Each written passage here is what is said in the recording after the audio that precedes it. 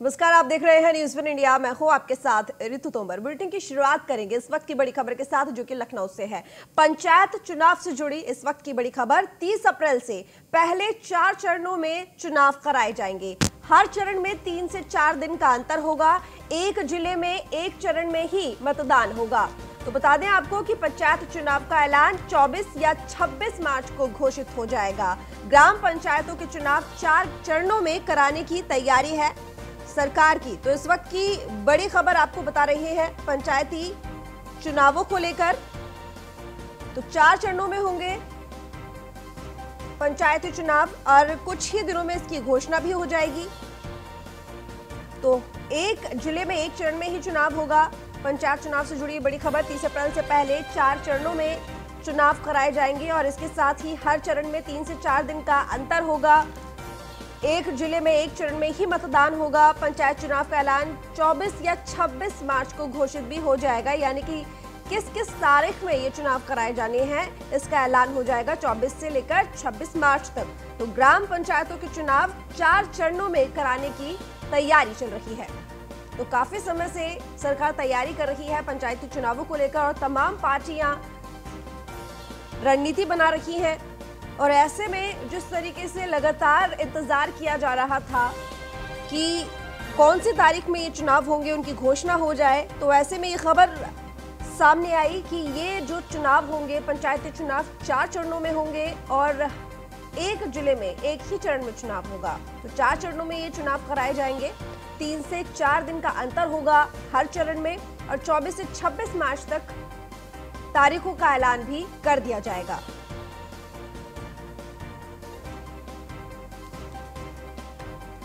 तो नीलेश चौहान इस वक्त हमारे साथ जुड़े, हमारे संवाददाता लाइव। नीलेश, इस वक्त की बड़ी खबर पंचायत चुनावों को लेकर यही कि 4 चरणों में इस बार जो पंचायती चुनाव हैं वो कराए जाने हैं।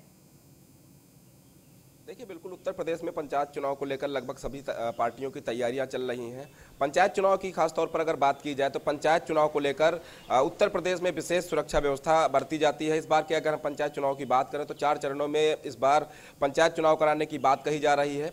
24 या 26 मार्च को उत्तर प्रदेश में पंचायत चुनाव किस दिनांक को कराने उसका ऐलान भी किया जा सकता है। फिलहाल ये भी कहा जा सकता है कि 30 अप्रैल से पहले उत्तर प्रदेश में पंचायत चुनाव संपन्न कराने होंगे, क्योंकि पंचायत चुनाव की अगर हम बात करें तो पंचायत चुनाव जो है विधानसभा चुनाव का बेस माना जाता है, क्योंकि जिस पार्टी का बेस मजबूत होता है वही कहीं ना कहीं विधानसभा में भी अपना परचम लहराती है। तो उत्तर प्रदेश में तमाम पार्टियों ने कमर कस ली है। 4 चरणों में चुनाव होगा और चरणों की बात की जाए तो खासतौर पर जितने भी चरण पंचायत चुनाव के होंगे उसमें से अगर अंतर की बात की जाए तो 3 से 4 दिन के बीच में अंतर रहेगा। तो कहीं ना कहीं उत्तर प्रदेश में लगातार जो है उत्तर प्रदेश सरकार ये प्रयासरत है कि उत्तर प्रदेश में जो पंचायत चुनाव है बिना किसी रंजिश के, बिना किसी लड़ाई झगड़े के संपन्न कराया जाए, जिसको लेकर लगातार उत्तर प्रदेश के मुख्यमंत्री योगी आदित्यनाथ दिशा निर्देश जारी कर रहे हैं, लगातार बैठकें कर रहे हैं और लगातार ये दिशा निर्देश जारी कर रहे हैं कि जोन वाइज जो अधिकारी हैं वो अपने अपने जिलों में ये सुनिश्चित कर लें कि पंचायत चुनाव को लेकर कहीं पर कोई भी हादसा ना हो, कहीं पर कोई विवाद ना हो और निष्पक्ष रूप से ये चुनाव कराए जाएं। तो 4 चरणों में जब उत्तर प्रदेश में पंचायत चुनाव होंगे तो कहीं ना कहीं 12 से 14 दिन में ये पंचायत चुनाव को संपन्न करा लिया जाएगा।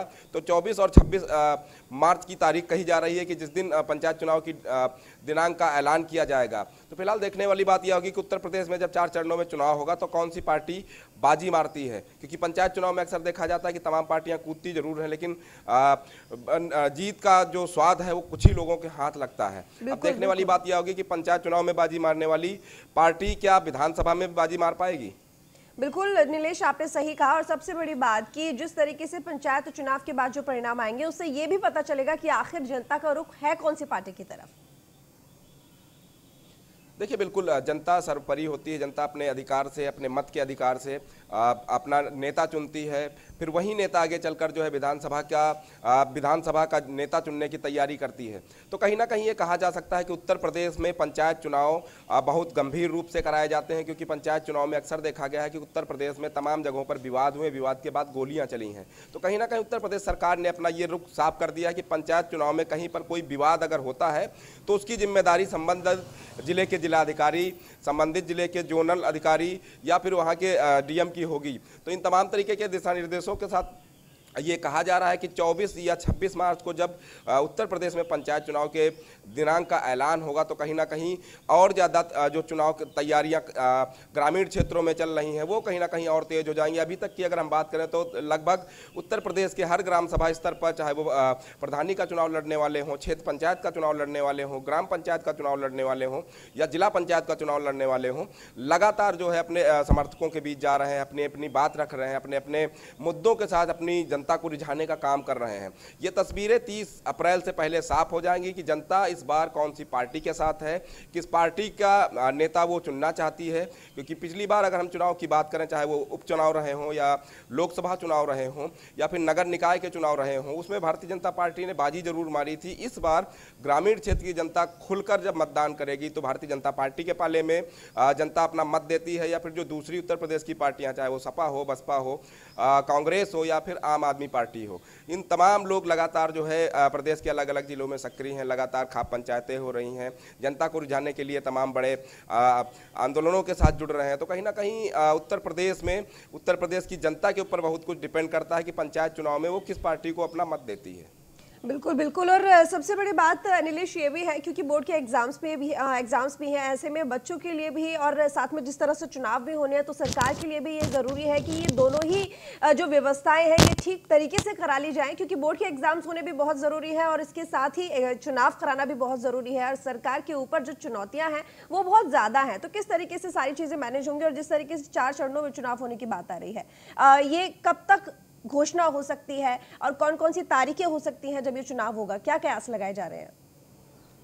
देखिए, बिल्कुल अगर हम उत्तर प्रदेश की बात करें तो उत्तर प्रदेश एक बड़ा प्रदेश है जहां पर पंचायत चुनाव को लेकर काफ़ी चुनौतियां सामने रहती हैं। क्योंकि पंचायत चुनाव में अक्सर देखा जाता है कि ग्राम पंचायत का चुनाव लड़ने वाले जब 2 प्रत्याशी आमने सामने हो जाते हैं तो कहीं ना कहीं वहां पर वाद विवाद की स्थिति बन जाती है। वाद विवाद की स्थिति बनने के बाद कई जगहों पर देखा गया है कि गोलियां तक चलती हैं और कई लोग गंभीर रूप से घायल होते हैं। उसको रोकने के लिए उत्तर प्रदेश सरकार ने पहले ये सुनिश्चित करा लिया है कि उत्तर प्रदेश के अंदर कोई ऐसा दागी उम्मीदवार तो नहीं लड़ रहा है जिसके ऊपर दर्जनों मुकदमे हो या फिर वो मारपीट की प्रवृत्ति का व्यक्ति हो या फिर जिसको पहले से ही जो है माफिया घोषित कर रखा हो। तो ऐसे लोगों को पहले ही चिन्हित कराने का काम उत्तर प्रदेश सरकार कर रही है, ताकि जो वाद विवाद की स्थिति होती है, गोली चलने की घटनाएं सामने आती हैं, उनको रोका जा सके।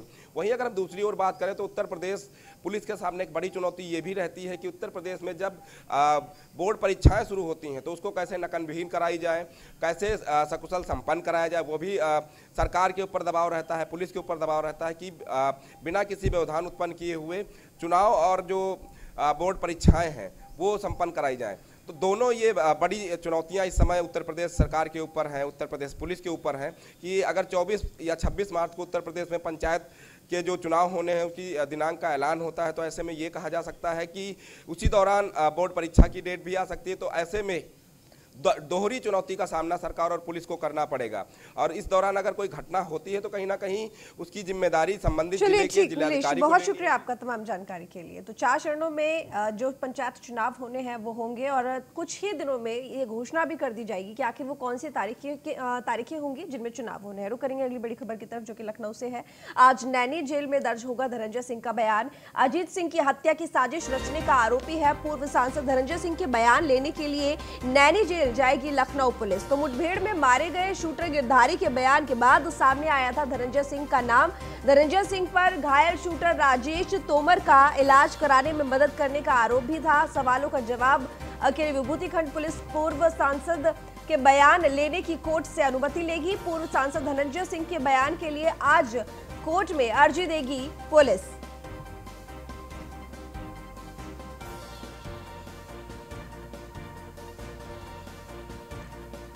तो बता दें आपको कि आज नैनी जेल में दर्ज होगा धनंजय सिंह का बयान। अजीत सिंह की हत्या की साजिश रचने का आरोपी है पूर्व सांसद धनंजय सिंह और धनंजय सिंह के बयान लेने के लिए नैनी जेल जाएगी लखनऊ पुलिस। तो मुठभेड़ में मारे गए शूटर गिरधारी के बयान के बाद धनंजय सिंह का नाम सामने आया था और इसके साथ ही धनंजय सिंह पर घायल शूटर राजेश तोमर का इलाज कराने में मदद करने का भी आरोप लगा था।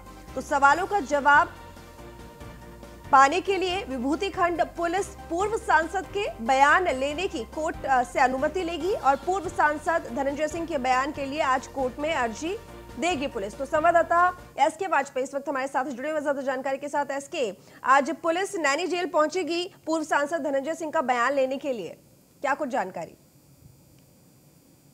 हम देखें, लखनऊ के अजीत सिंह हत्याकांड को लेकर लगातार पुलिस अपनी जांच को आगे बढ़ा रही है, कड़ी से कड़ी जोड़ रही है और जो भी इसमें अब तक के आरोपी थे उनकी लगभग सभी की गिरफ्तारी हो चुकी है। हालांकि एक शूटर अभी तक लापता है, क्योंकि धनंजय सिंह ने इस पूरे मामले में हत्या की साजिश रचने के दोषी हैं, साथ साथ में जो आरोपी हैं उनको मदद पहुंचाने के दोषी हैं। तो ऐसी स्थिति में उन्होंने प्रयागराज की एमपी एमएलए कोर्ट में सरेंडर किया था, जिसको लेकर लखनऊ पुलिस आज कोर्ट में अर्जी दाखिल करेगी, जिसमें धनंजय सिंह से पूछताछ को लेकर लखनऊ पुलिस अर्जी दाखिल करेगी, जिसमें यह कहा जाएगा कि पुलिस को इजाजत दी जाए कि वो धनंजय सिंह से इस पूरे मामले को लेकर पूछताछ करें, क्योंकि गिरफ्तारी गिरफ्तारी काउंटर मामले में जब पूरी उससे पूछताछ की तो उसने यह बताया था कि सांसद धनंजय सिंह ने उनके लिए मदद को फोन किया था, डॉक्टर से इलाज कराया था, साथ साथ इस पूरे हत्याकांड के पीछे कहीं न कहीं उनके इशारे पर हत्या हुई थी, जिसको लेकर लखनऊ पुलिस अब धनंजय सिंह से पूछताछ करना चाहती है, जिसको लेकर ये कोर्ट में दाखिल होगी कि धनंजय सिंह को पुलिस पूछताछ की अनुमति मिले, जिससे कहीं न कहीं जो आरोप धनंजय सिंह पर इस पूरे हत्याकांड को लेकर हैं उस पर पुलिस उनसे अपनी पूछताछ करेगी। क्या यहाँ पर एसके धनंजय सिंह को रिमांड पर भी ले सकती है पुलिस? बिल्कुल, रिमांड पर लेने की कोशिश जरूर लखनऊ पुलिस की होगी। हालांकि रिमांड से पहले लखनऊ पुलिस चाहती है कि धनंजय सिंह पर जो आरोप आए, क्योंकि उन्होंने लखनऊ सीजेएम कोर्ट को भी पत्र लिखा था धनंजय सिंह ने, जिसमें यह मांग की गई थी कि पुलिस को जो है वारंट भी इशू ना किया जाए और वो पूछताछ में सहयोग करेंगे। तो ऐसी स्थिति में पुलिस की कोशिश यही होगी कि उनकी रिमांड मिले, और अगर रिमांड नहीं मिलती है तो ऐसी स्थिति में उनसे जेल में पूछताछ की अनुमति कोर्ट पुलिस को दे, ताकि लखनऊ पुलिस इस पूरे मामले में धनंजय सिंह की भूमिका जांच करे और साथ ही साथ में उससे उन सभी बिंदुओं पर पूछताछ करे जो आरोप अभी तक पकड़े गए लोगों के पूछताछ में उन पर लगे हैं। जी बिल्कुल, लेकिन सबसे बड़ी बात यह है इसके, क्योंकि धनंजय सिंह ने कोर्ट में अर्जी दे रखी है कि सुनवाई या रिमांड वीडियो कॉन्फ्रेंसिंग के जरिए हो, तो फिर ऐसे में कितना मुश्किल होगा पुलिस से इस पूरे मामले को लेकर अपने तरीके से आगे बढ़ना? बिल्कुल निश्चित है कि ये मुश्किल जरूर होगा, क्योंकि जिस तरीके से हम देखें लगातार लखनऊ पुलिस यह कोशिश कर रही है कि उन सभी आरोपियों को गिरफ्तारी की जाए, जहां धनंजय सिंह की गिरफ्तारी के लिए भी पुलिस छापेमारी कर रही थी, लेकिन Dhananjay Singh MP MLA court में दूसरे मामले में सरेंडर करने में सफल हो गए थे। तो कहीं न कहीं पुलिस के लिए जरूर मुश्किल भरा कदम होगा जब धनंजय सिंह ये कोशिश कर रहे हैं कि लखनऊ पुलिस को उनकी रिमांड ना मिले, वारंट भी उनको ना मिले और उनकी जो भी पूछताछ हो वो न्यायिक हिरासत के दौरान हो। तो हालांकि अब पुलिस कोर्ट में अर्जी दाखिल करने जा रही है, तो इन सारी चीजों को लेकर कहीं न कहीं वो कड़ी से कड़ी जोड़ने की कोशिश होगी, जिससे धनंजय सिंह से पूछताछ पूरी की जा सकेगी। चलिए, बहुत शुक्रिया आपको तमाम जानकारी के लिए। इसके संभल से खबर, तो संभल में न्यूज़ वन इंडिया की खबर का बड़ा असर, बीजेपी विधायक अजीत उर्फ राजू के आरोप का एसपी ने संज्ञान लिया है। न्यूज़ वन इंडिया के खबर दिखाने के बाद एसपी चक्रेश मिश्रा ने संज्ञान लिया। जिला कलेक्ट्रेट में महिला दिवस पर विधायक ने खाकी पर आरोप लगाया था। बीजेपी विधायक ने पुलिस पर बिना रिश्वत के काम न करने का आरोप लगाया था। मामले में एसपी ने दरोगा योगराज सिंह का ट्रांसफर किया। एसपी ने मामले की जांच सीओ गुन्नौर के सरोज को सौंपी। पूरे मामले में जांच के बाद अब कड़ी कार्रवाई होगी। तो न्यूज़ वन इंडिया की खबर का बड़ा असर हुआ संभल में।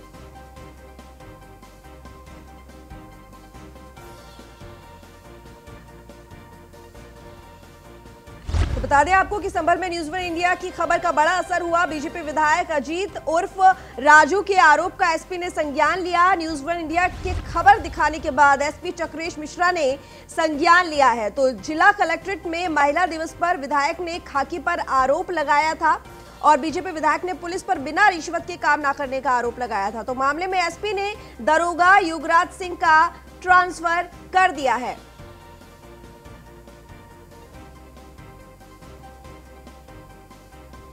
तो चलिए अब आपको वो वीडियो दिखाते हैं जिसमें बीजेपी विधायक अजीत उर्फ राजू ने आरोप लगाए थे जिला कलेक्ट्रेट में।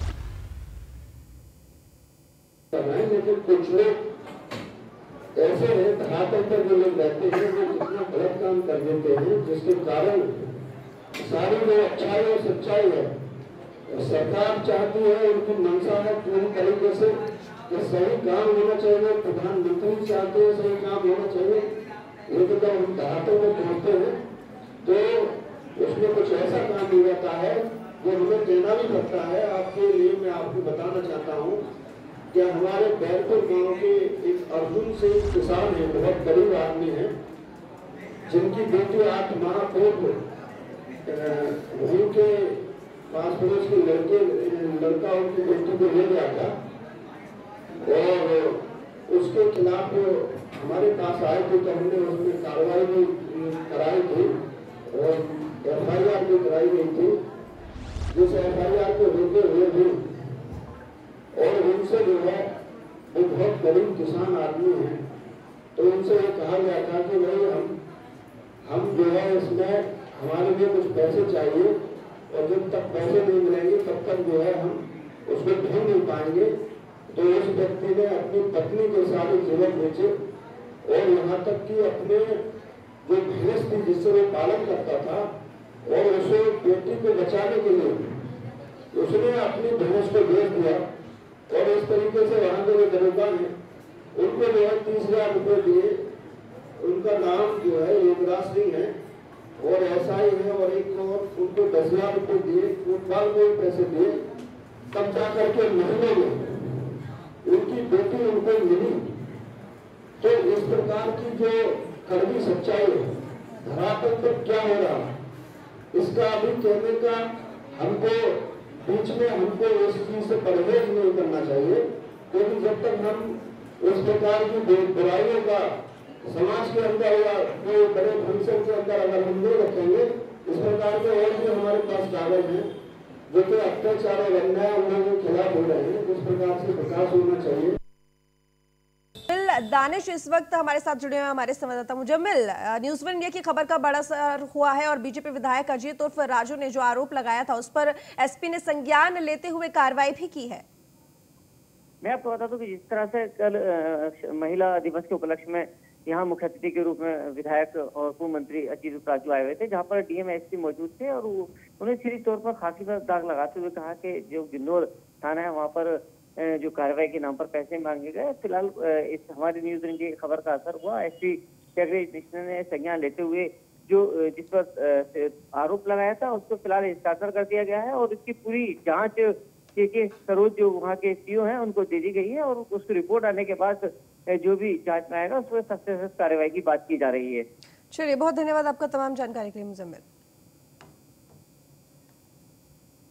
सीएम योगी के स्वागत को तैयार झांसी। सीएम के दौरे को लेकर एक्शन में दिखे आईजी सुभाष सिंह बघेल ने पुलिस बल को ब्रीफ किया है। मौके पर एसएसपी दिनेश कुमार पी ने ब्रीफिंग दी है। प्रशासनिक अधिकारियों और नेताओं ने तैयारियों का निरीक्षण भी किया है। तो गौरतलब है कि मुख्यमंत्री योगी आदित्यनाथ आज दोपहर झांसी पहुंचेंगे और जीआईसी परिसर में एक जनसभा को संबोधित करेंगे। इसके बाद सर्किट हाउस में जनप्रतिनिधियों से भेंट करेंगे। मुख्यमंत्री ग्राम बुढ़पुरा जल जीवन मिशन योजना का स्थलीय निरीक्षण करेंगे। मुख्यमंत्री नगर निगम में स्मार्ट सिटी के कार्यों को देखेंगे और निरीक्षण करेंगे। इसके बाद नवनिर्मित अटल पार्क का निरीक्षण करेंगे। शाम को मुख्यमंत्री मंडलीय विकास कार्यों की समीक्षा करेंगे। शाम के समय मुख्यमंत्री झांसी में ही रात्रि प्रवास करेंगे और 10 मार्च की सुबह रवाना हो जाएंगे।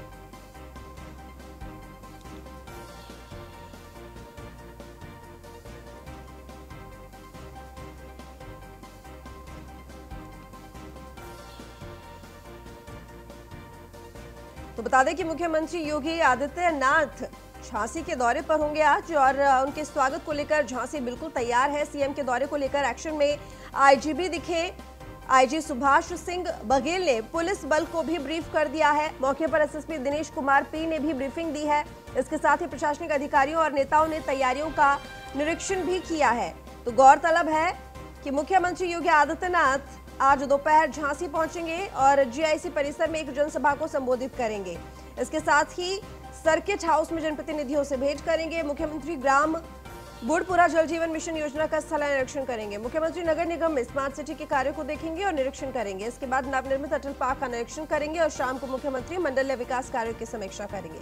शाम के समय मुख्यमंत्री झांसी में ही रात्रि प्रवास करेंगे और 10 मार्च की सुबह रवाना हो जाएंगे।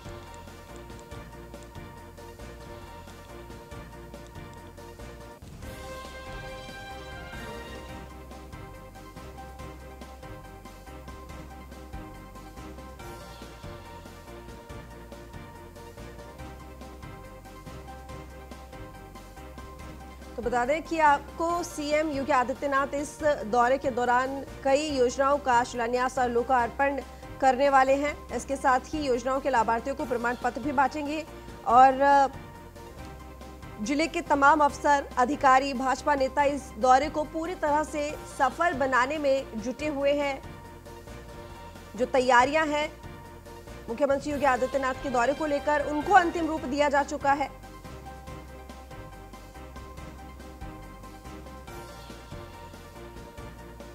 तो कई मायनों में बेहद खास मुख्यमंत्री योगी आदित्यनाथ का ये झांसी दौरा।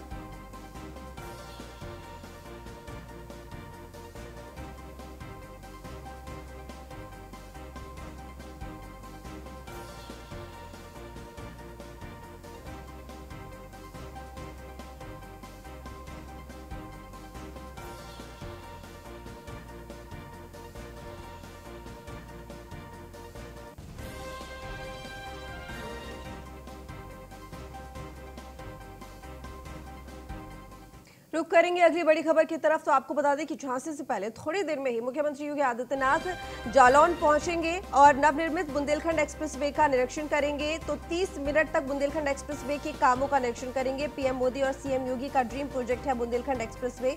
चित्रकूट से लेकर औरैया तक बनाया जा रहा है बुंदेलखंड एक्सप्रेसवे। औरैया जनपद को जोड़ने वाले यमुना पुल का भी निरीक्षण करेंगे और सीएम के आगमन को लेकर तमाम तैयारियां भी पूरी हो चुकी हैं। तो आपको बता दें कि आज बुंदेलखंड के दौरे पर मुख्यमंत्री योगी आदित्यनाथ और जालौन थोड़ी देर में पहुंच जाएंगे। नवनिर्मित बुंदेलखंड एक्सप्रेसवे का निरीक्षण करेंगे। 30 मिनट तक बुंदेलखंड एक्सप्रेसवे के कामों का निरीक्षण करेंगे। पीएम मोदी और सीएम योगी का ड्रीम प्रोजेक्ट है बुंदेलखंड एक्सप्रेसवे। चित्रकूट से लेकर औरैया तक बनाया जा रहा है ये बुंदेलखंड एक्सप्रेसवे, जिसके बनने के बाद काफी लोगों की जो मुश्किलें हैं वो आसान हो जाएंगी क्योंकि कनेक्टिविटी बढ़ेगी। तो औरैया जनपद को जोड़ने वाले यमुना पुल का भी मुख्यमंत्री योगी आदित्यनाथ इस दौरे के दौरान निरीक्षण करेंगे। तो मुबीन खान इस वक्त हमारे संवाददाता जालौन से लाइव जुड़े हुए हैं। मुबीन, मुख्यमंत्री योगी आदित्यनाथ कुछ ही देर में बताया जा रहा है कि जालौन पहुंचने वाले हैं, क्या कुछ चल रहा है, क्या तैयारियां?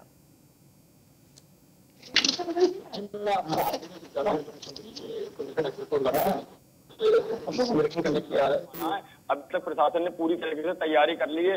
आप भी हम मेरे पीछे भी देख सकते हैं जो प्रशासन द्वारा पूरी तैयारी कर ली गई है। ठीक, मुबीन, कितनी देर में आने वाले हैं मुख्यमंत्री योगी आदित्यनाथ? जो उनका प्रोटोकॉल के हिसाब से उनका जो टाइमिंग है 9:50 की टाइमिंग है और अभी भी 9:50 की टाइमिंग बताई गई है, जो प्रशासन द्वारा 9:50 से आने की संभावना है। मुबीन, सुरक्षा के किस तरह के इंतजाम? हाँ, अगर सुरक्षा की बात करें तो यहाँ पर सुरक्षा के पूरे पुख्ता इंतजाम किए गए हैं। ठीक, मुबीन, क्योंकि मुख्यमंत्री योगी आदित्यनाथ आज कई परियोजनाओं का शिलान्यास, लोकार्पण भी करेंगे और साथ ही बुंदेलखंड एक्सप्रेसवे का निरीक्षण करेंगे क्योंकि एक तरह से ड्रीम प्रोजेक्ट है वो मुख्यमंत्री योगी आदित्यनाथ और पीएम नरेंद्र मोदी का। तो ऐसे में ये कितनी देर रुकने वाले हैं मुख्यमंत्री योगी आदित्यनाथ जालौन में? जो इनका ड्रीम प्रोजेक्ट है बुंदेलखंड एक्सप्रेस, उसमें यहाँ देखते हुए केवल 30 मिनट का समय यहाँ पे लेंगे वो और यहाँ निरीक्षण करेंगे। निरीक्षण करने के बाद अधिकारियों से भी वार्तालाप करेंगे। उसके बाद वो यहाँ से सीधा ललितपुर के लिए रवाना हो जाएंगे। मुबीन, आपसे थोड़ा बुंदेलखंड एक्सप्रेसवे के बारे में जानना चाहेंगे। जो बुंदेलखंड एक्सप्रेस जो है यहाँ चित्रकूट से लेकर औरैया तक जोड़ा गया है और जो मुख्यमंत्री का ड्रीम प्रोजेक्ट है ये बुंदेलखंड एक्सप्रेसवे। चलिए मुबीन, नजर बनाए रखिएगा। बहुत शुक्रिया आपका तमाम जानकारी के लिए। तो बता दें आपको कि मुख्यमंत्री योगी आदित्यनाथ आज जालौन के दौरे पर हैं और थोड़ी ही देर में जालौन पहुंचेंगे और नवनिर्मित बुंदेलखंड एक्सप्रेसवे का निरीक्षण करेंगे। 30 मिनट तक बुंदेलखंड एक्सप्रेसवे के कामों का निरीक्षण करेंगे और उसके बाद आगे रवाना हो जाएंगे। फिलहाल इस बुलेटिन में इतना ही। देखते रहिए न्यूज़ 1 इंडिया।